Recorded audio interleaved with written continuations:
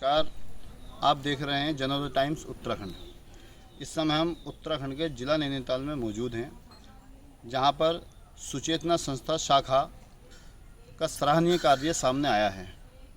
आपको बता दें, संस्था द्वारा गरीब, मजबूर व विधवा परिवारों को चिन्हित कर उनकी राशन किट व कपड़े वितरित कर मदद की जा रही है।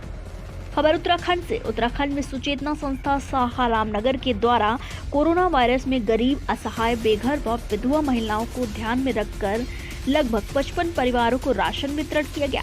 आपको बता दें कि यह जोगीपुरा, पूछड़ी, चिल्किया, टांडा, चैनपुरी व रामनगर यूनियन के आसपास पेड़ के नीचे बसे हुए बेघर लोगों को राशन वितरण किया गया और इसी के साथ कपड़े व अन्य चीजों का भी वितरण किया गया। आपको बता दें कि सुचेतना संस्था कोरोना संकट में गरीबों का मसीहा बनकर कार्य कर रही है। सुचेतना संस्था उत्तराखंड के 3 जिलों के साथ साथ उत्तर प्रदेश के 6 जिलों में भी राशन वितरण कर चुकी है। इसी के साथ कोरोना किट का वितरण और सैनिटाइजर का छिड़काव भी करवा रही है।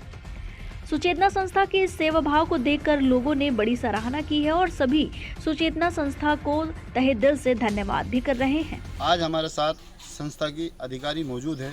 उनसे जानना चाहेंगे किस तरीके से ये संस्था के पैसे संस्था द्वारा गरीबों की मदद कर रहे हैं। ये एक बहुत अच्छी पहल है। आपको बता दें, जिस तरीके से मंदिर, मस्जिद, गुरुद्वारा या अन्य किसी भी संस्था द्वारा जो पैसा जाता है मंदिरों में, उस पैसे को जहाँ तक देखने को मिलता है भ्रष्टाचार का मुद्दा, हर तरीके से जो धर्मगुरु हैं कहीं ना कहीं सवालिया निशान के घेरे में आते हैं और किसी भी रूप में वो गरीबों की मदद नहीं करते हैं। पर ये शाखा सुचेतना संस्था द्वारा, चर्च के द्वारा ट्रस्ट है यहाँ पर एक सुचेतना संस्था के नाम से, उसके द्वारा हर तरीके की संभव मदद गरीबों की जा रही है। आज हमारे साथ संस्था के पदाधिकारी मौजूद हैं। उनसे जानना चाहेंगे किस किस रूप में ये गरीबों की मदद कर रहे हैं। वरदान वाटिका आश्रम रामनगर। सबको मेरा नमस्ते।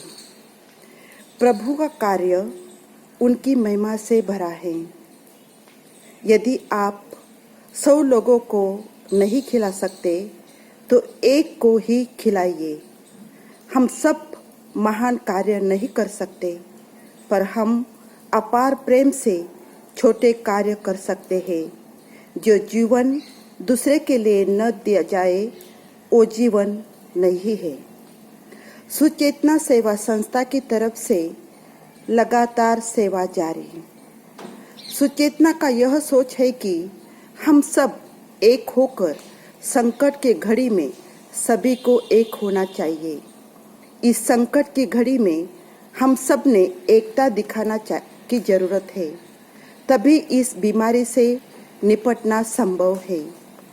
आज की इस संकट की घड़ी में देश में लॉकडाउन के चलते हजारों लोग मर रहे हैं।